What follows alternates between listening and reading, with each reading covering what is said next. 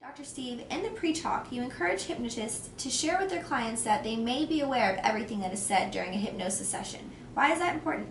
Well, I think it's very important to do that because the pre-talk is your opportunity to explain what they're going to experience, and if they go through the whole hypnosis session and they're aware of everything and you haven't said ahead of time that, hey, you may be aware of everything, they think they weren't in hypnosis. They come out of it and they think, well, I was aware of everything, so how could I have possibly been in hypnosis? So before you do a hypnosis session, it's very important, I think, to share with them, you may be aware of everything I say, but you're still in hypnosis. And that's actually true. When you think about the lightest state of hypnosis, which is alpha, you can go into alpha when you're reading a book, driving a car, watching TV, when you just woke up and you're just going to sleep, anytime you're spacing out, taking a shower, vacuuming, anytime you're doing something by rote, or you're in sort of a daydreamy state.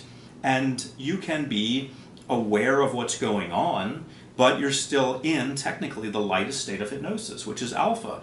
That's a very resourceful state. In that state, someone can be programmed for change. And that, by the way, is why you have to be very careful when you're watching TV late at night, because you're in alpha and they know it. And so they start selling you things. So you have to be very aware of that. But you also, as a hypnotherapist, have to be aware that a client who goes through a session and hasn't been told that ahead of time, if they come out of it and they were aware of everything, at that time, if you try to explain it, oh, wait a minute, I should have told you, you may be aware of everything, then it sounds like you're making an excuse. Then it sounds like you're backpedaling. And you don't want to be in that position because you're just telling the truth, but you need to tell it at the right time. Very interesting.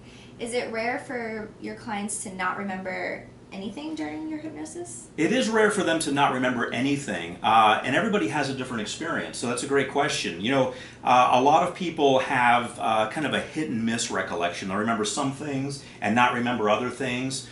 Sometimes they're aware of everything. Sometimes they just check out at the beginning. You know, I count them down from 10 to 1 and they're just done. You know, they check out, they go down to theta or delta, which is fine, because the hearing is still open, so they're still taking in messages, so they can check out. Common question also, what if I go, too deeply or even fall asleep? Well, sleep is still a state of hypnosis, so it's okay, you're still in theta or delta.